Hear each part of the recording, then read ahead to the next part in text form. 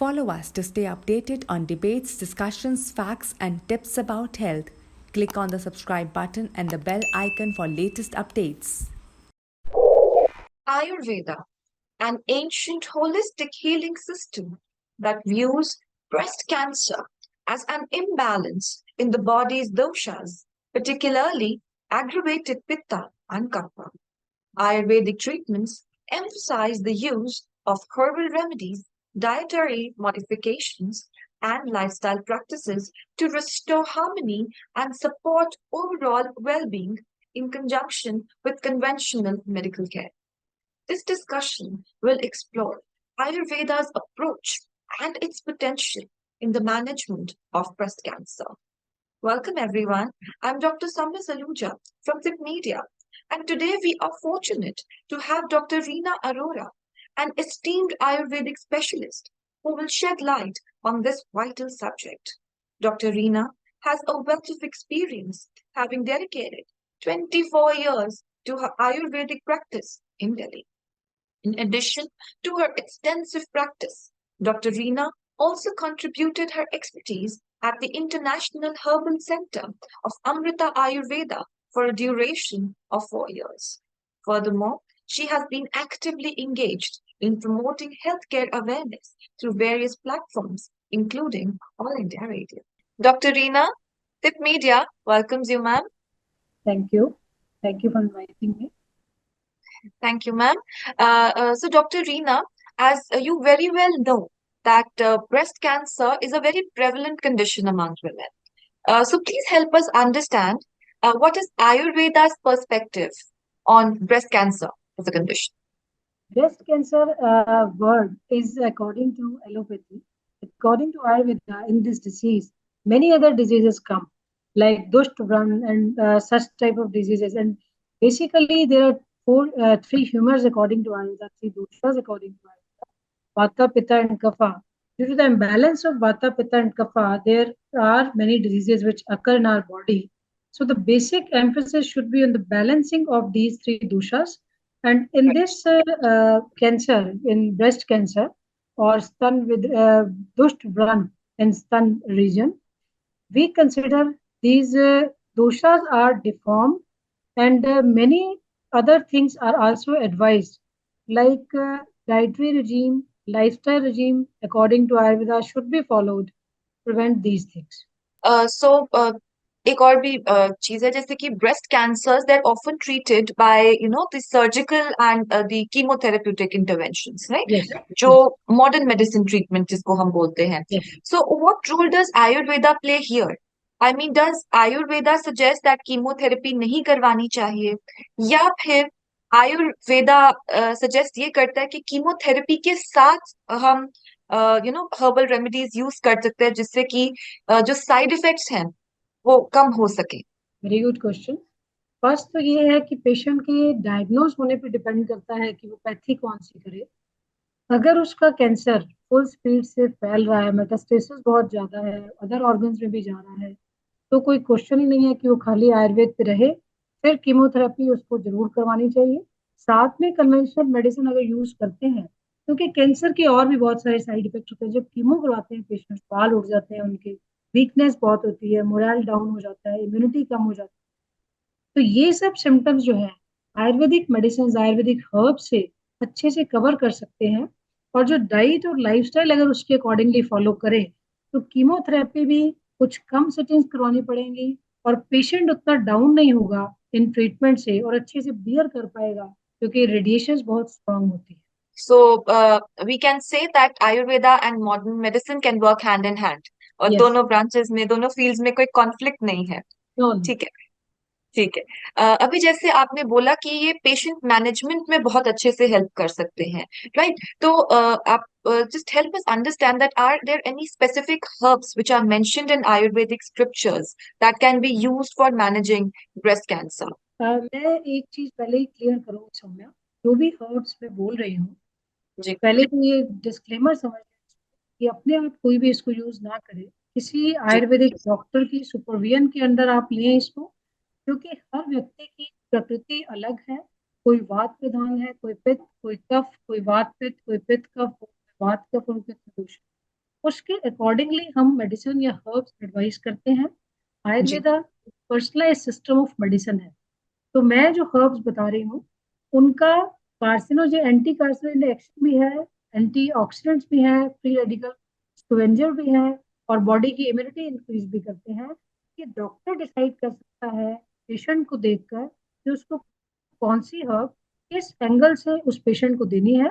तो इसके लिए हम हल्दी यूज कर सकते हैं, करकुमिन के कई कैप्सूल्स वगैरह आते हैं, तुलसी हम्म। यूज कर सकते हैं। और दूसरा, डाइट की जो एडवाइजेस हैं उसको जरूर फॉलो करें, क्योंकि वो भी बहुत बड़ा रोल प्ले करती हैं। आंवला एक बहुत अच्छा एंटीऑक्सीडेंट है। अश्वगंधा है जो हेल्थ प्रमोटर है, इम्यूनिटी बढ़ाता है, स्टेमिना बढ़ाता है। बट एक बार फिर मैं वही बात रिपीट करूंगी, अपने आप कोई भी ड्रग स्टार्ट ना करें। गुरुची गिलोय जो टैबलेट है आजकल बहुत सबको पता है। हर चीज प्लीज किसी डॉक्टर से, आयुर्वेदिक डॉक्टर से सजेशन लेकर ले। इनसे बेटर भी कई और मेडिसिन हैं जो एक्चुअली कैंसर में काम करती हैं, जिसमें स्वर्ण भस्म है, क्रूअल कैप्सूल है, कई और ऐसी चीजें हैं। तो वो आपको कैंसर को ठीक करने में भी काफी हद तक मदद कर सकते हैं एलोपैथिक मेडिसिन और कीमोथेरेपी के साथ। बट कंडीशन वही है, किसी डॉक्टर से कंसल्टेशन लेकर आप स्टार्ट करें, अपने आप स्टार्ट ना। एक और इंटरेस्टिंग टर्मिनोलॉजी आजकल बहुत सुनने में आ रही है आयुर्वेदिक मैनेजमेंट में, which we call is green nano technology, yes. Right? So इसकी सिग्निफिकेंस क्या है when we incorporate green nano technology in the Ayurvedic approach to managing breast cancer? Green nano technology में जैसे मैंने पिछले लाइन में बोला, वही स्वर्ण भस्म कुछ हर्ब्स के साथ कुछ और भस्म ये आती है, क्योंकि भस्म जो होती है आयुर्वेद की, वो इतनी ज्यादा माइन्यूट बनी होती है कि वो नैनो पार्टिकल्स हो जाते हैं। उनका एब्जॉर्प्शन भी ब्लड में बेटर होता है, और कुछ भस्में ब्लड ब्रेन बैरियर को भी क्रॉस कर सकती हैं, जो करनी चाहिए। और अगर एलोपैथी के एंगल से या बाकी जो मॉडर्न मेडिसिन के एंगल से हैवी मेटल्स हैं, तो ऐसा नहीं है। उनको बनाया इस तरीके से जाता है कि आप अगर उनकी टेस्टिंग कर लें, कोई भस्म अगर बिल्कुल ठीक बनी हुई है, तो उसमें मेटल का वो अंश तो खत्म ही हो जाता है। तो ये अच्छा। ग्रीन नैनो टेक्नोलॉजी है जो हम कैंसर पेशेंट्स में यूज करते हैं, but again under the supervision of a qualified Ayurvedic doctor. So अभी आपने जैसे बोला कि दवाइयों के साथ साथ हम लाइफस्टाइल और डाइटरी मॉडिफिकेशंस पे बहुत ज्यादा ध्यान देते हैं in Ayurveda. So can you please provide some information on the dietary and lifestyle changes that are advised? Breast cancer की जो टेंडेंसी है अक्सर मेनोपॉजल लेडीज में ज्यादा होती है, क्योंकि होता क्या है, हार्मोनल चेंजेस होते हैं मेनोपॉज के बाद। कुछ लोग हार्मोन रिप्लेसमेंट थेरेपी लेते हैं हेल्दी रहने के लिए। कार्डियोवैस्कुलर डिजीज भी उसके बाद प्रोन हो जाती है लेडीज को। तो जो एस्ट्रोजन वगैरह ऊपर से लेते हैं या हार्मोन्स लेते हैं, वो भी एक कारण होते हैं ब्रेस्ट कैंसर का। तो उनको थोड़ा लिमिट करके, रादर अपना लाइफस्टाइल ठीक करके आप ज़्यादा बेटर हेल्दी रह सकते हैं। और डाइट में अगर मैं बोलूँ तो प्रोटीन डाइट आप लें। सबसे बड़ी बात एक और चीज़ इसी में बताना चाहूंगी कि खुश जरूर रहें। अक्सर लेडीज का बॉडी में वीकनेस हो जाती है मेनोपॉज के बाद, लेकिन फैमिलीज को वो चीज़ समझ नहीं आती। वो उससे ज़्यादा काम करती हैं और उनको लगता है उसी पेस पे वो काम करती रहें। तो ये एक effect होता है फिजिकल और मेंटल हेल्थ में। इसको फैमिलीज को भी समझाना चाहिए, और खुद भी आप इस चीज को एक्सेप्ट कीजिए कि एक नया फेज आपकी लाइफ शुरू हुआ है। में आपको कुछ हेल्थ के चेंजेस एक्सेप्ट करने चाहिए जो आपकी बॉडी में हो रहे हैं। आपका स्टेमिना कंपैरेटिवली कम हो रहा है, तो उसके अकॉर्डिंगली कुछ हेल्दी चेंजेस कीजिए, कुछ लाइफ में योगा मेडिटेशन, ताकि आपको ये प्रॉब्लम्स ना हो। और जो आप यंग एज में अगर बहुत ज्यादा स्पाइसी या जंक वगैरह लेते थे, आपके रूटीन थे इररेलेवेंट से, आप रात को जाग रहे हैं, दिन में किस टाइम सो रहे हैं, तो ये मत कीजिए, क्योंकि अब वो एज नहीं है कि सब कुछ आप बियर कर पाए। ठीक है। ऑटोमेटिकली आयुर्वेद के अकॉर्डिंगली वायु कुपित होती है इस एज में। तो वो भी आयुर्वेद में वायु को ईश्वर माना है, वायु भगवान है, वायु प्राण है। तो उसकी जी। रक्षा करने के लिए भी हमें अपनी हेल्थ का ध्यान रखना चाहिए, ताकि ये प्रॉब्लम्स हमें ना आए। और डाइट में गाजर बहुत अच्छी है कैंसर पेशेंट्स के लिए। फ्रेश फूड्स उनको लेने चाहिए। आजकल थोड़ा वेस्टर्नाइज कल्चर इंडिया में भी आ रहा है। लोग 1 वीक का मसाला वगैरह बना के रख देते हैं, या प्रिपरेशंस भी वर्किंग लेडीज करती हैं, कई रात का खाना बन जाता है, या 1 वीक की कुछ कुछ बना देते हैं जिससे ज्यादा दिक्कत ना हो। तो उसको थोड़ा सा जितना आप अवॉइड कर सकते हैं कीजिए। खाना आप उसी टाइम बनाएं और फ्रेश खाएं। जिस टाइम आपको खाना है उसी टाइम बने तो बेटर है, बजाय उसको बार बार आप रीहीट ना करें। राइट। इसके अलावा क्या ऐसे कोई प्रिकॉशंस हैं जो ब्रेस्ट कैंसर पेशेंट्स को लेने चाहिए, जो आयुर्वेदिक ट्रीटमेंट्स या अप्रोचेस को कंसिडर कर रहे हैं, सो दैट कि कोई इंटरेक्शंस ना हो दोनों मेडिकेशन सिस्टम्स में? आयुर्वेदिक और एलोपैथिक मेडिसिन का कोई भी इंटरेक्शन ऐसे नहीं होता। अगर आप किसी डॉक्टर की सुपरविजन के अंडर हैं और आप उनसे पूछ सकते हैं कुछ भी अगर दिक्कत होती है, बट वैसे दोनों में थोड़ा सा गैप रखिए।